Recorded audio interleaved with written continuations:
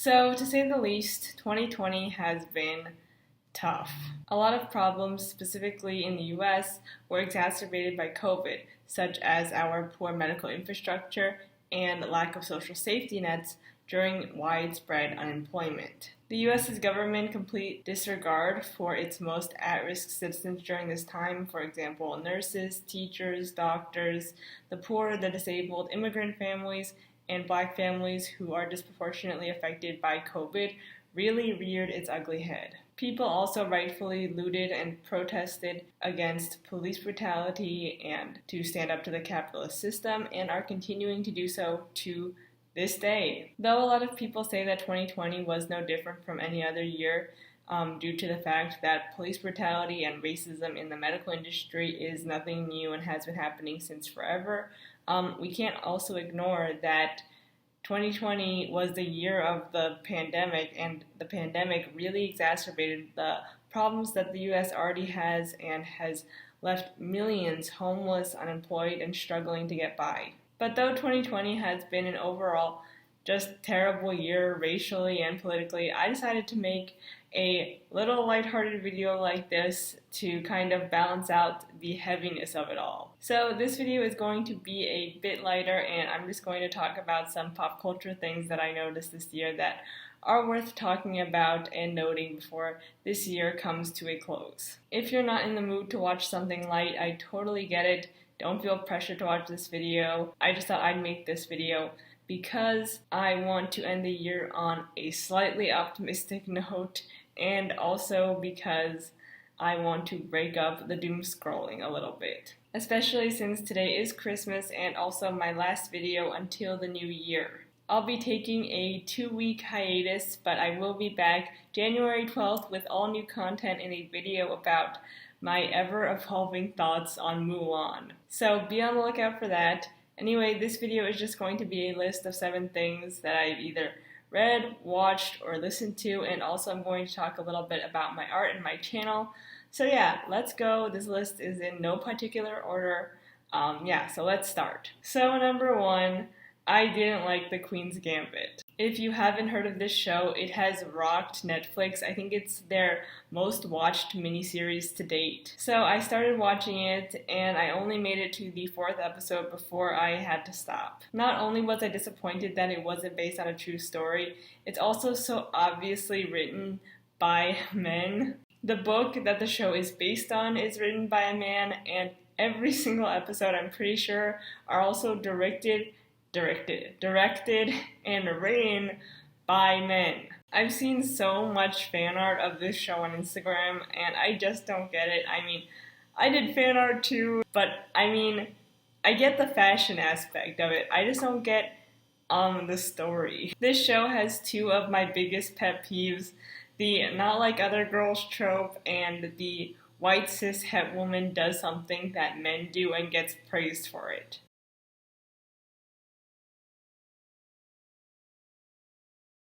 If it was based on a true story, I would be able to forgive it more, but it's completely fictional, and there's this one scene where the main girl, I don't even remember her name, but the main girl is with all of these other kind of girly girls, and they start singing to a song that's playing on the TV, and she looks at them in confusion and gets up and leaves. Like, God, the messaging of that cannot be made any more clearly. She's not like other girls, she's smart and wants to do boy stuff. But of course, she's also extremely beautiful, glamorous, presents as traditionally feminine, and is also praised for that.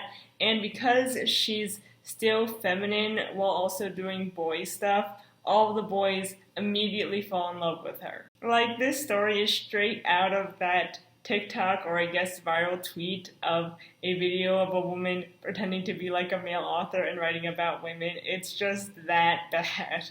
This show also contains my 3rd biggest pet peeve in media, which is nerdy outsider girl is mysterious and therefore gets with all the guys. Because A, that's not how life works, and that's just complete fantasy. It happens in Jean Kwok's novel Girl in Translation, where the main girl is really smart and super good at her academics, but is also mysterious, so all the boys are just like falling at her feet, and it's just like, what is this? If this was based on real events, maybe I could give it more of a pass, but it's, again, completely fictional. I also hate how the mom is like, oh, go out and be a normal teacher and get with boys, and it's like, shut up.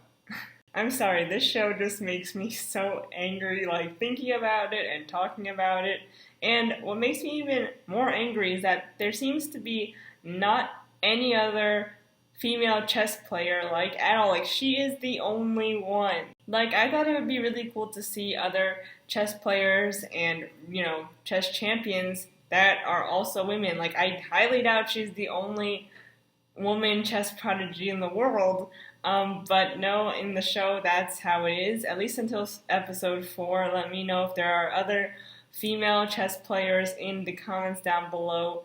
I mean, there is like a few, but they're not at her level. Like, it's all guys, and I'm sure that's like realistic to a degree, but I thought it would have been cooler if the show was about her being mentored by a female chess prodigy. Like, that's what I thought. That's what I thought that this show was going to be about. But no, it's just her alone, except for all of these guys who rally around her and try to help her.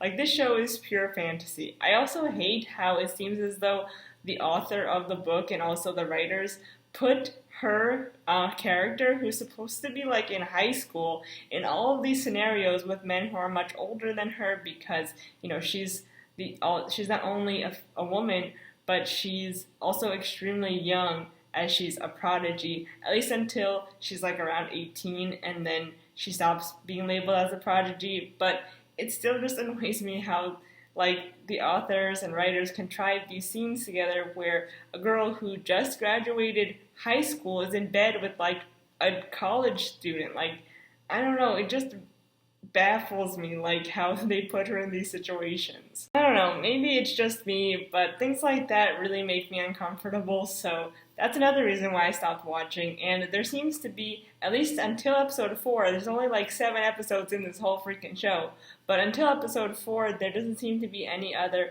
major female character besides her and her mom. And there's also Jolene, who's in a few episodes, but then she kind of disappears after episode 2.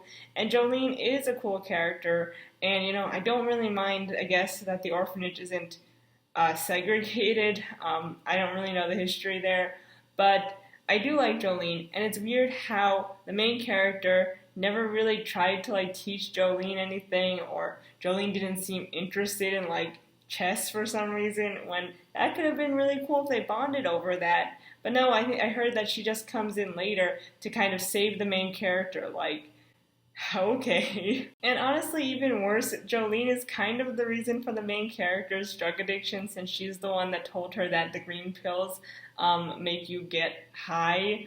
So yeah, that's another great thing about Jolene's character. I don't really know or understand why this show is so popular. I think it's just simply because it looks cool. Like, aesthetically, the fashion is really great. People really like this era in fashion. So do I, like the 1960s. It's really cool. But there's just way too much of the male gaze in this show, and there's too many freaking men in this show, honestly.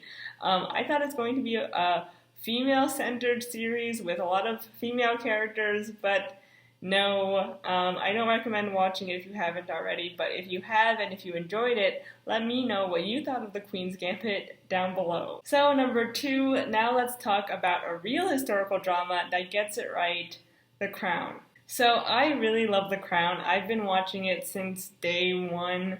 I know that the monarchy is bad, and I agree that it should be abolished. It's terrible and also horribly racist, but the past history of the monarchy really makes for some great drama, especially in The Crown, where they really work to get everything right. If you haven't seen it already and like historical dramas as much as I do, I highly suggest watching it. The drama, the clothes, the humor, and the little history that they bring up every episode, like the little unknown bits of history, I mean, it's totally worth it in my opinion. A few of the most interesting facts that the show has brought up is that King Edward was friends with Hitler.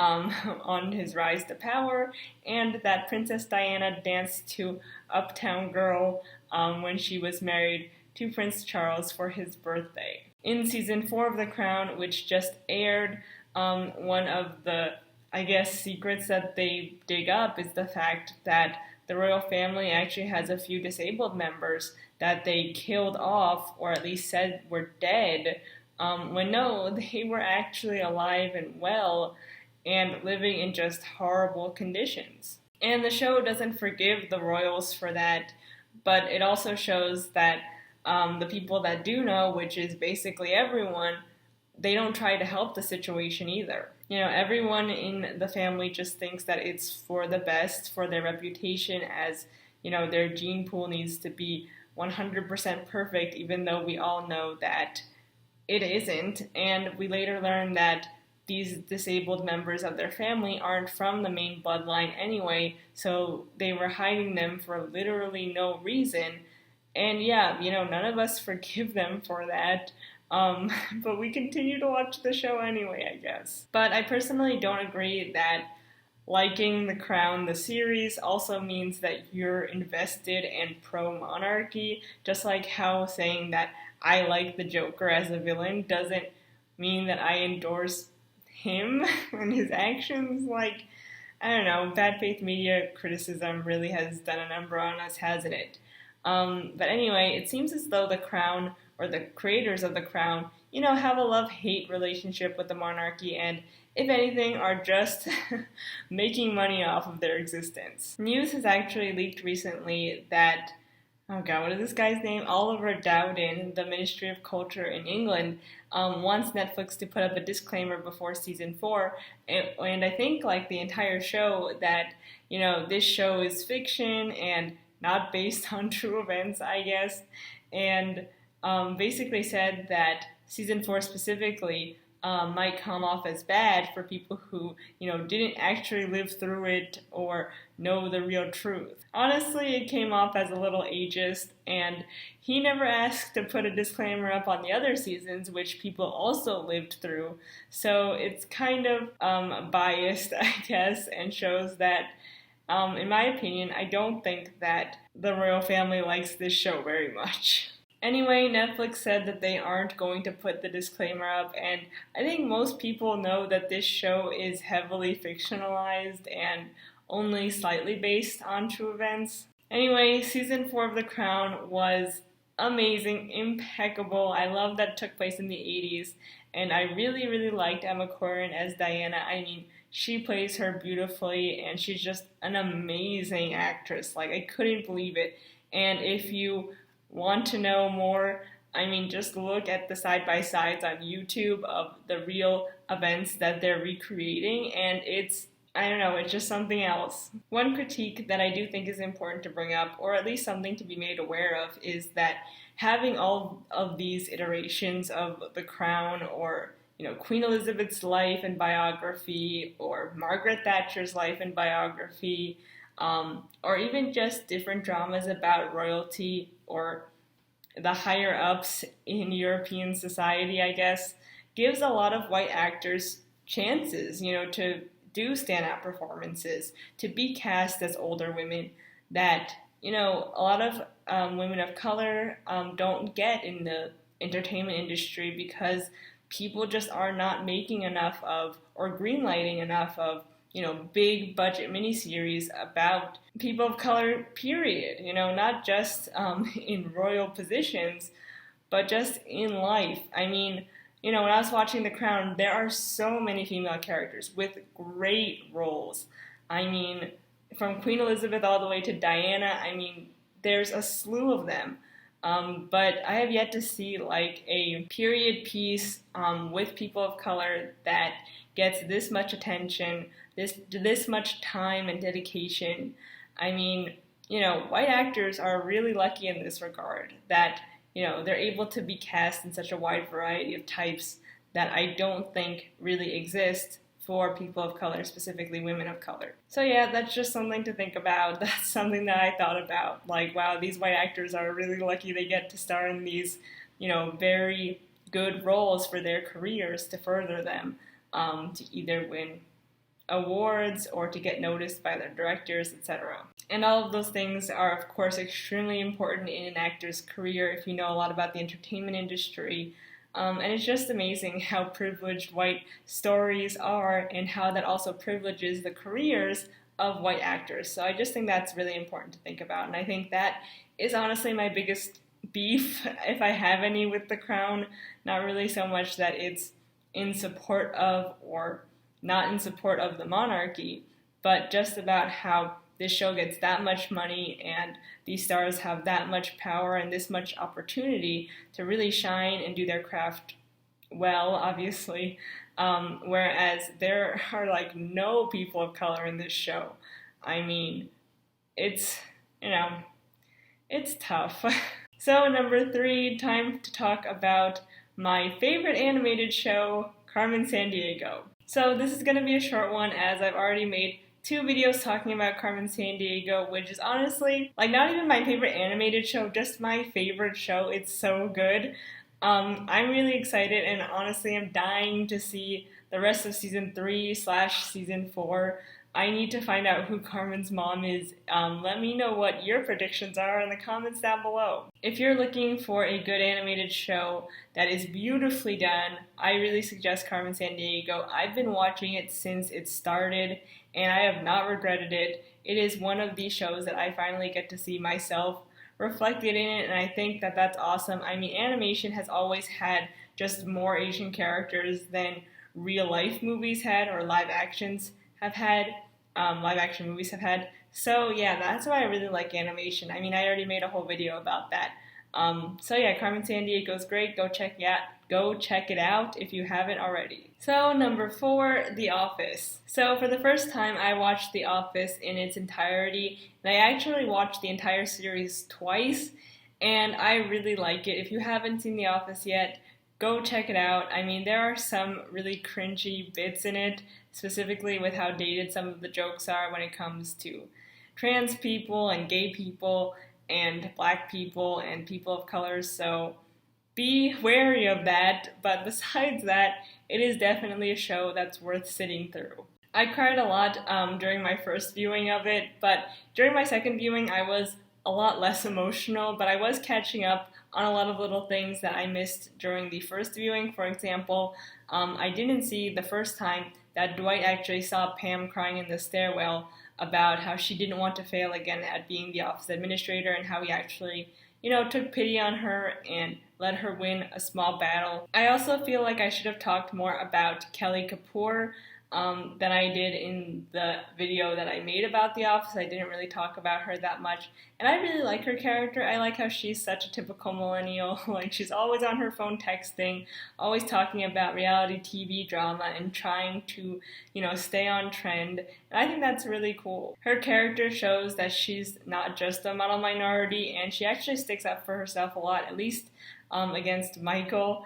And another thing that I really like about her is that she's not afraid to use her Indianness, I guess, to get ahead in the workplace. For the minority executive program with Saber, she comes to the interview in a full sari and bindi, and good for her. Though I do wonder if that makes people question affirmative action more, so I don't know how helpful that is. But I don't know, I like it. I mean, nowadays there are so many very special episodes in sitcoms like One Day at a Time and Blackish, where people talk about how, I only got this position because I'm a minority, and I don't know how I feel about that. But it's I like how there's no discussion there and she just goes for it, because honestly, I think that's a lot cooler and I don't think it needs to be that deep if you get a position because you're a minority, but I do understand how that can be very offensive. But I liked how they didn't go for that whole dramatic angle. And I also like how she's not really in touch with her culture and how a lot of people expect her to be, and when she doesn't know the answer to their questions, it's kind of the joke's on them. However, usually Dwight takes that as an opportunity to school Kelly on her own culture, so again, I don't know how helpful that is. I mean, anything with The Office is going to be a give and take because, like I said in my video, they try to pander to everyone, people who are against affirmative action, for example, and people who are for it. So it's a gray area. I mean, The Office makes it so you can easily twist it to be progressive, and you can easily twist it to be conservative. So it's very strange in that duality and how they can kind of manipulate both audiences. But overall, I just really enjoy the show. I mean, it's really funny. They have some great cold opens, so if you haven't seen it already, go check it out and let me know what you think down in the comments below. So number 5, Triumph of the American Imagination. So I'm currently reading Neil Gabler's Disney biography, which is over 600 pages long and with really tiny print. And quite honestly, it's not easy to get through. I mean, some of the details that he puts in this thing are extremely tedious. For example, when he's describing Disney's hometown of Marceline, Missouri, he literally lists every single store and business that was there during the time of Walt's childhood and even states their addresses. Like, no one needs to know that. Overall, it's just a very intense book, but if you're into the life and legacy of Walt Disney, I mean, go read it because it is actually really good. I mean, he details every single year of Walt's life. So in that respect, I think it's really helpful in understanding who Walt was, and especially like the more businessy aspect of it. I mean, he talks a lot about the animation industry and different trends in the industry and what Walt revolutionized. So I think that it's helpful like that, and I also like just reading about history in general. So yeah, if you're into like really long biographies and really long books, like I love long books. This one is just a little bit tedious, but overall I really do love reading really long books. So I'm excited to get through it. I think it's a good book, and if you're into Walt Disney, go check it out if you can from a local library, or try to buy it used or something. After I bought it, I thought it was going to be really weird because in the dust jacket it says that the author appears on Fox News a lot, and I also already knew that he kind of heavily says that Walt wasn't racist or anti-Semitic. But that kind of stuff doesn't really leak into the book too much. So number 6, Lover and Folklore. So if you've been on this channel for a while, you know that I really like Taylor Swift's music. I don't really endorse her as a person, but I really love the music that she puts out, especially her earlier stuff, which is more country rather than her more modern poppy music. But I did really like her new album that dropped this year, which is called Folklore, and I also I finally listened to Lover, and yeah, I mean, I thought the album was good. There are a few tracks that I liked. From Lover, I really like Cornelia Street and the titular song, Lover, and from Folklore, I really like Cardigan and Invisible String and Hoax. Those are my favorite songs from her newest album.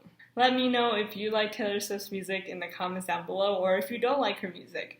I'm actually going to be making a whole video about Taylor Swift again on this channel coming in January, so be on the lookout for that one. So number 7, my art and my channel. So let's talk about my art first. I don't talk about my art too much on this channel because honestly not many people are into it, and I totally get that, but if you are into my art journey, stay around because I'm going to talk about it now, and also follow me on Instagram if you haven't already. I'll leave the link and my handle here, and the link will be in the description. Anyway, so yeah, I've been progressing in my art.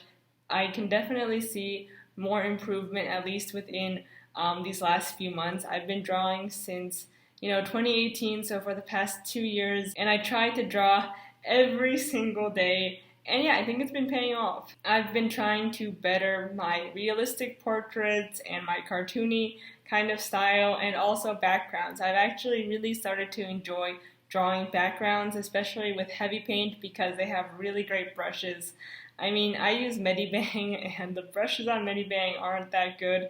I mean, if you know how to manipulate them, they can be really awesome, but I'm just not at that stage yet, and I really want to get a new program. I tried Clip Studio Paint, the free trial, and I didn't really like it that much. I'm holding out for Photoshop because there's a lot of brush packs you can get with it, and I really want to get those freaking brush packs. But yeah, I've been using Heavy Paint and I really like it. It's a free program, so if you want to download it, go for it. You can make really cool backgrounds on it. And I've made it my goal for 2020 to finally finish my portfolio. I'm restarting it from scratch, and I'm going to be doing 2 projects for it over the next year, and I really want to perfect this freaking portfolio so I can get it out there. I mean, it's going to be a visual development portfolio, so I'm going to try to do both some character designs and environments. I mainly would love to be a background painter on a 2D animated TV show like Carmen Sandiego, for example, but I am not there yet by any means. My perspective needs a lot of work, but I think after I get that down, it'll just come down to composition and also colors. I mean, there's a lot of things I need to work on, obviously, but I think that I'm getting there at least, so that makes me hopeful. And when I'm done with those projects, I probably will share them on my channel, just in a small video to kind of explain it. But yeah, that's all I'm going to talk about as far as my art goes. Now let's talk about my YouTube channel. So there aren't any new updates coming to my channel. I mean, I'm still going to be posting twice a week. The videos will still be about the same topics that I'm doing now. Reviews, commentary, some specific videos about Asian American stuff, but that's really it, and I'm excited to make the content that I do. Honestly, my channel is just a diary of things that I like to talk about, which just happen to be a lot of social issues and looking at media through a critical lens. So yeah, I mean, thank you so much for subscribing and staying around for that, because I like talking with other people who also like talking about the same things that I do. And like I said in the beginning, my channel is just a diary of my opinions and thoughts on things that are happening or that I've seen or watched or listened to or read.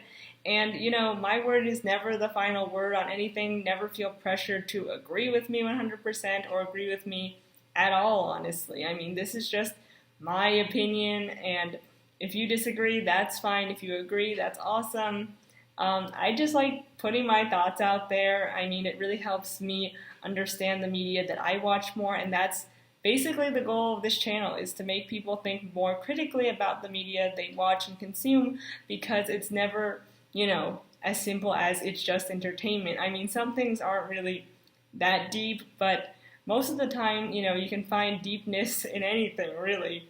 So yeah, if this channel has helped you look at media in a more critical way, I'm happy for it, because that's what I'm trying to do. I think T1J said this in one of his videos, but I don't want this to be anything more than what it is. I mean, it's just me talking into a camera and talking to you all about my thoughts and feelings, and that's it. My word is never the final word again, so yeah, it's just me shouting my thoughts into the void. So, the conclusion. So that's the end of the video. I just thought I'd take this time out to be a little self-indulgent and talk about things that I watched, read, and listened to this year and thought were worth mentioning and maybe suggesting to you all. And again, let me know if you've read, watched, or listened to the same things that I have this year, and let me know what you thought of them down in the comments below. I also wanted to use this last part of the video to talk a little bit about my channel and where it's headed for, you know, next year, the year of 2021. But yeah, it'll basically mainly be the same shtick of me 2 times a week and yeah, talking about pop culture stuff, our favorite stuff, right? So yeah, I just want to say thank you so much for watching. Thank you for over 2,000 subscribers. I honestly can't believe how much my channel has grown in the past few weeks. It's mind-blowing to me, so thank you so much. I mean, I make these videos, you know, they're a labor of love, and I always, you know, post them thinking maybe people will watch this, but maybe they won't, and it's awesome that people are watching. I mean, I do YouTube because I love doing it. I wouldn't be here if I didn't, so it really makes me happy that people also love my content as much as I do. And of course, thank you to all of my patron members. You're awesome. We're almost at 15 patrons, and when I get to 15 patrons, I'll finally be able to invest in a camera and audio equipment. So thank you so much, I mean, for donating to my channel and to helping me grow, because honestly, that's just such a good sign of like faith in me and my work that, I can't even express my gratitude into words. Just thank you so much. So yeah, that's it. Thank you so much for watching. Have a Merry Christmas if you're celebrating Christmas today, and have a Happy New Year, everyone. I can't believe we're going to make it into 2021, but here we go. And I'll see you all in January with my video about Mulan. And yeah, be on the lookout for that. That'll come out in January, probably January 12th, the second Tuesday of January. So yeah, I'll see you all then. I'll see you all next year.